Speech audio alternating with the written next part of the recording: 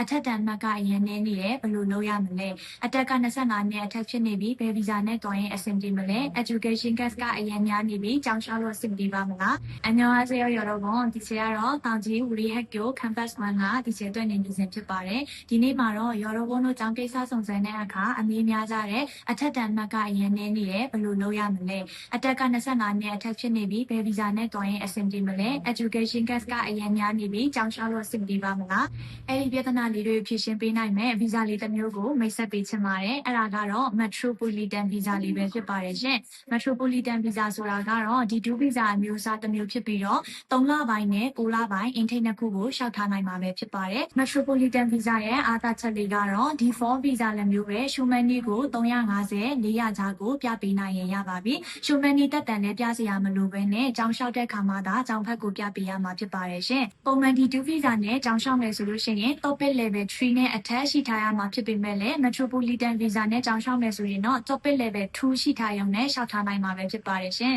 metropolitan visa နဲ့ကျောင်းလျှောက်မယ်ဆိုရင်အဓိကအရေးကြီးဆုံးအချက်ကတော့ C တော့ကျိန်းသေးပေါက်လို့ပါမယ်ရှင်ကဲ 여러분တို့ metropolitan visa လေးနဲ့ပတ်သက်ပြီးထပ်သိချင်တာလေးများရှိရဆိုလို့ရှိရင်တောင်ကြီးရုံချုပ်ကိုအသေးစိတ်လာရောက်မေးမြန်းစုံစမ်းနိုင်ပါပြီရှင်